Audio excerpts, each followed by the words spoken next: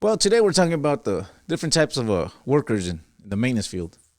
And this is a pretty interesting field to talk about that because, see, different from other trades, maintenance is somewhere where you don't have to be the best plumber, you don't have to be the best electrician, you don't need to be the best HVAC guy, the best landscaper, the best stucco guy, the best concrete guy. You just got to know a little bit about everything. And that's understandable. If you're going to be a maintenance guy, you're not going to know everything. Nobody knows everything. It's impossible. So with that in mind, this trade has been really interesting to me because I've noticed there's two polar opposite of workers in this trade. And like I said, this applies mainly to this trade. I mean, it's in all the trades because I've worked other trades, but this trade is more marked when it comes to that.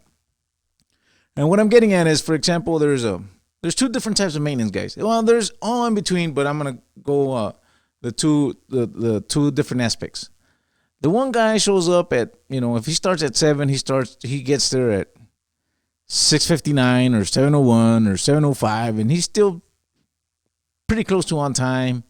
And he goes through his day, tries to do the least amount he can. If there's anything that's even a little complicated, call vendor, get a vendor out here, have him do that.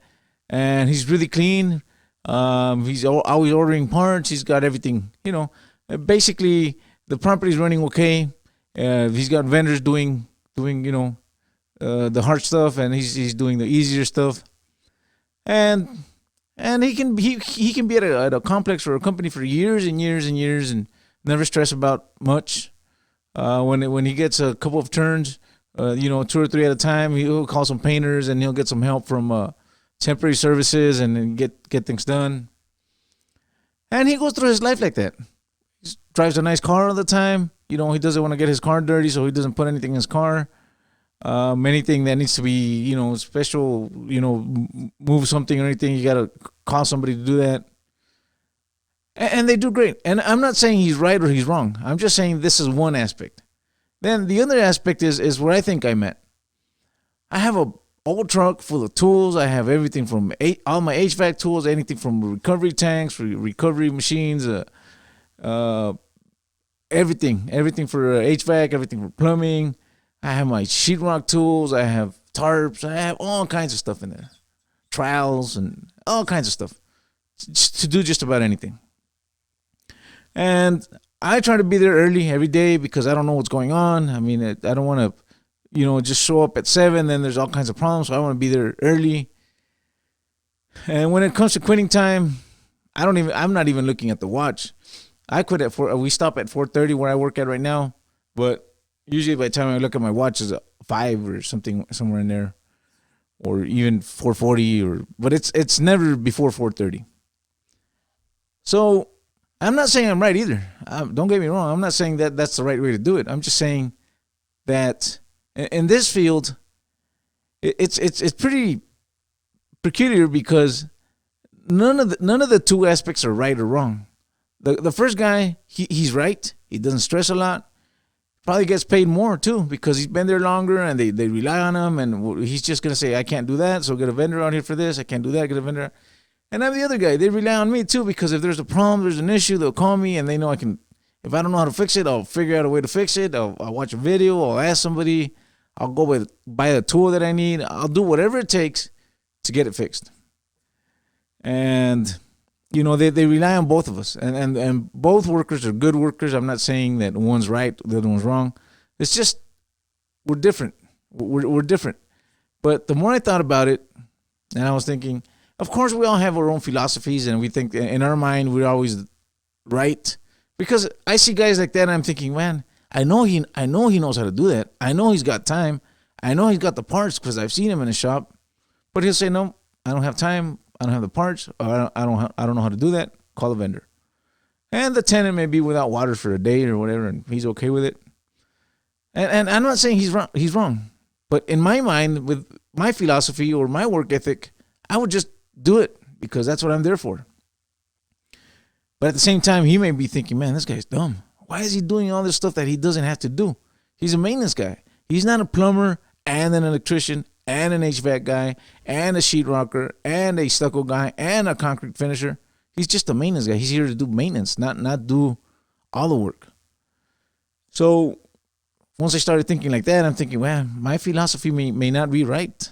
It works good for my work ethic or for what the way I do things, but it's not the only way to do it. And I realize that in between those two poles, there's a lot of different levels. So everybody's, some people can be worse than me, or different or closer to that guy, or in between, or somewhere in between.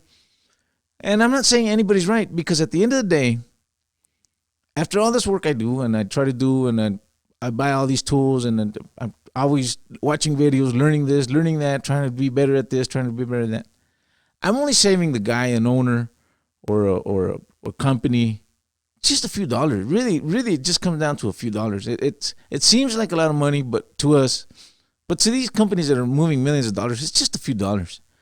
I'm not really saving anybody's life. I'm not, the ship's not sinking, and I'm not saving it.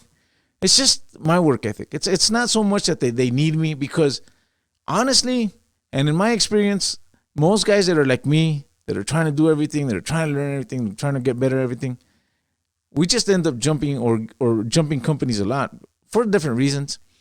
And the guys that are just, they get used to like doing the least they can.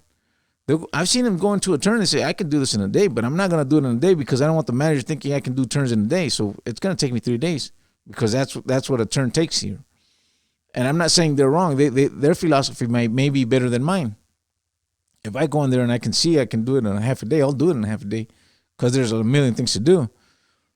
But if his philosophy is, I said it takes 3 days, and it's going to take at least 3 days, that's the least amount I'll do on a turn. And he does good turns. I'm not saying guys like that don't do good turns. I'm just saying their philosophy is good for them.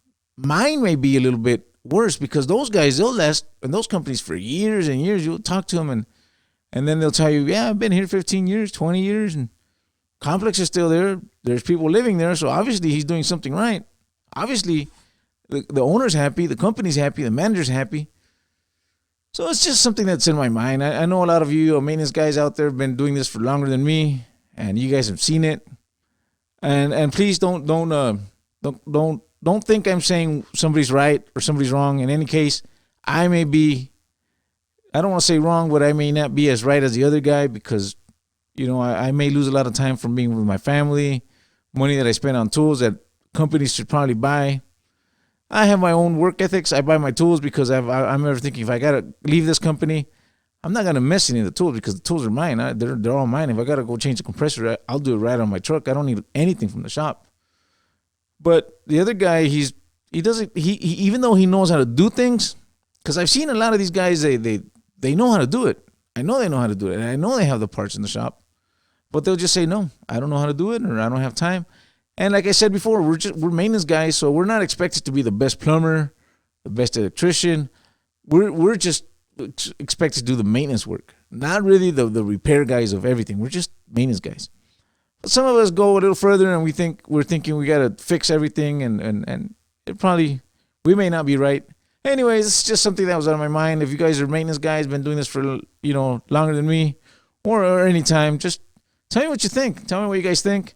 Like I said, it happens in all the trades, but I think in this trade it's more, because nobody expects you to be the best at anything. Some of us tried to, but nobody really. That's not expected from us. Anyways, you guys have a great day, great summer. Goodbye.